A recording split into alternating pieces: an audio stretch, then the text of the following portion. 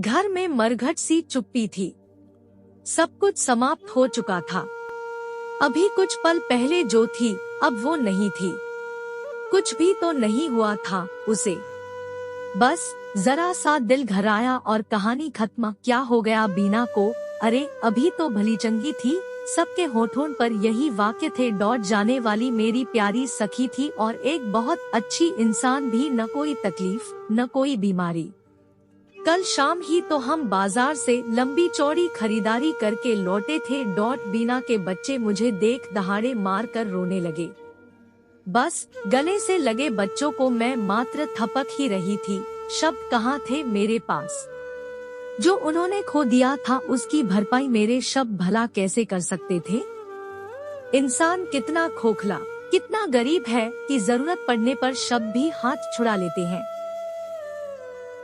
ऐसा नहीं कि सांत्वना देने वाले के पास सदा ही शब्दों का अभाव होता है, मगर यह भी सच है कि जहाँ रिश्ता ज्यादा गहरा हो वहाँ शब्द मौन ही रहते हैं, क्योंकि पीड़ा और व्यथा नापितोली जो नहीं होती। हाय री बीना, तू क्यों चली गई? तेरी जगह मुझे मौत आ जाती। मुझ बुढ़िया की जरूरत नहीं थी यहाँ। मेरे बेटे का घर उजाड़ कर कहाँ चली गई री बीना? करे बेचारा, न आगे का रहा न पीछे का। इस उम्र में इसे अब कौन लड़की देगा? दोनों बच्चे अभी अभी आई अपनी दादी का यह विलाप सुनकर स्तब्ध रह गए। कभी मेरा मुंह देखते और कभी अपने पिता का छोटा भाई और उसकी पत्नी भी साथ थे। वो भी क्या कहते। बच्चे चाचा चाची से मिलकर बिलखने लगे। शव को नहलाने का समय आ गया। सभी कमरे से बाहर चले गए। कपड़ा हटाया तो मेरी संपूर्ण चेतना हिल गई।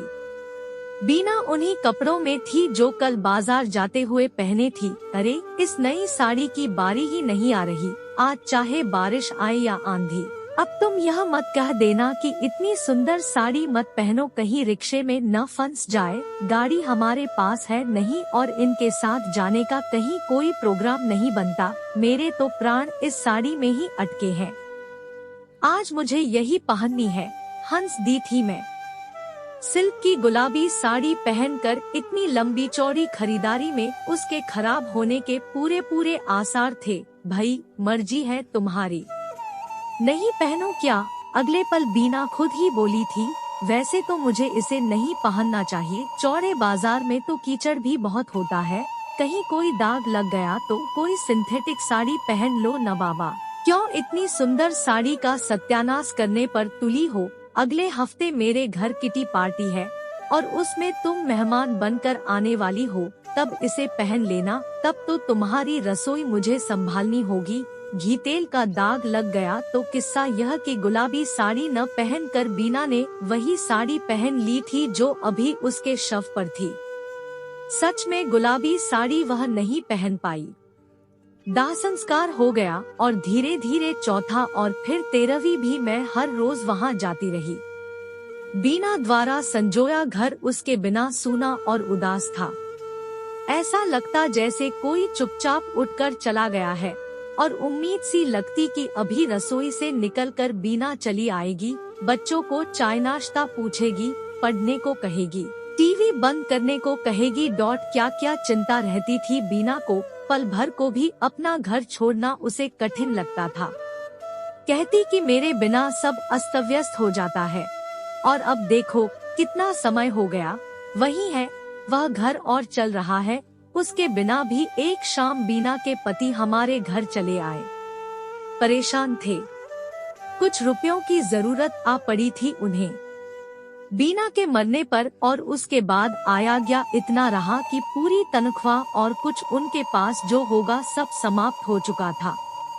अभी नई तनख्वाह आने में समय था। मेरे पति ने मेरी तरफ देखा। सहसा मुझे याद आया कि अभी कुछ दिन पहले ही बीना ने मुझे बताया था कि उसके पास 20,000 रुपए जमा हो चुके हैं, जिन्हें वह बैंक में फिक्स डिपॉजिट करना चाहती है। रो पड़ी मैं बीना की कही हुई बातों को याद कर। मुझे किसी के आगे हाथ फैलाना अच्छा नहीं लगता। कम है तो कम खा लो ना। सब्जी के पैसे नहीं है तो नमक से सूखी रोटी खाकर ऊपर से पानी पी लो। कितने लोग हैं जो रात में बिना रोटी खाए ही सो जाते हैं। कम से कम हमारी हालत उनसे तो अच्छी है। जमीन से जुड़ी थी बीना।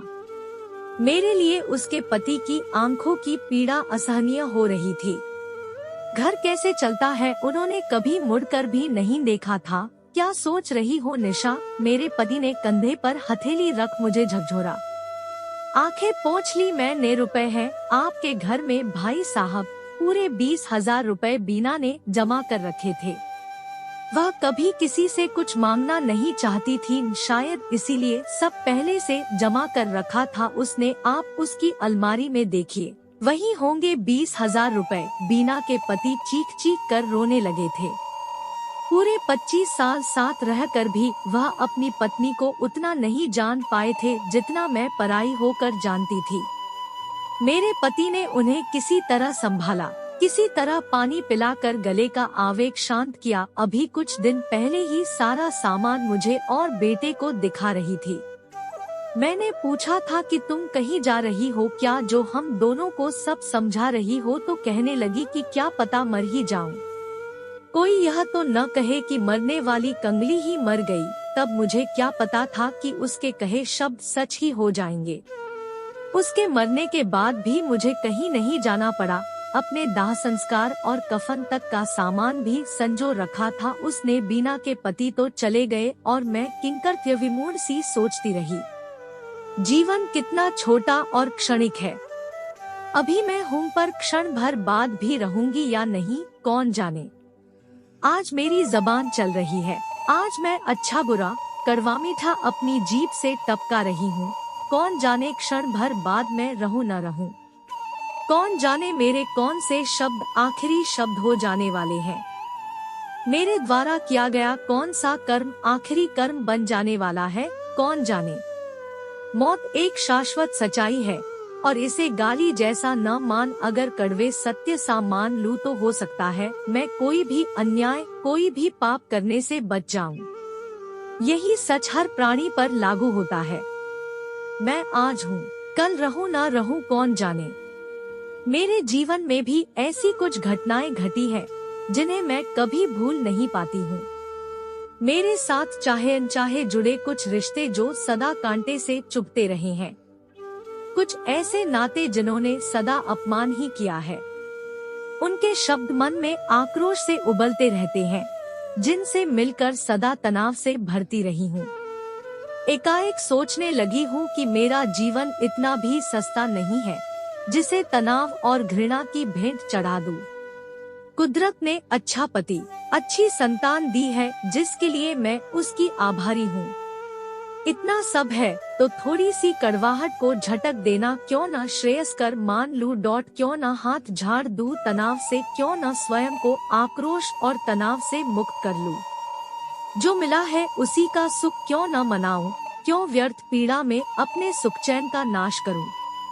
प्रकृति ने इतनी नेमतें प्रदान की हैं तो क्यों न जरा सी कड़वाहट भी सिरांकों पर ले लूं। क्यों न क्षमा कर दूं उन्हें जिन्होंने मुझसे कभी प्यार ही नहीं किया और मैंने उन्हें तत्काल क्षमा कर दिया बिना एक भी क्षण गवाए। क्योंकि जीवन क्षणिक है, मैं अभी हूँ, क्षण भर बाद रहूं न रहूं कौन जाने। आपका समय निकलकर हमारे साथ था, इसके लिए आपका धन्यवाद। अगली बार फिर से मिलते हैं नए और रोचक वीडियो के साथ। चैनल को सब्सक्राइब करना न भूलें। धन्यवाद और शुभकामनाएं।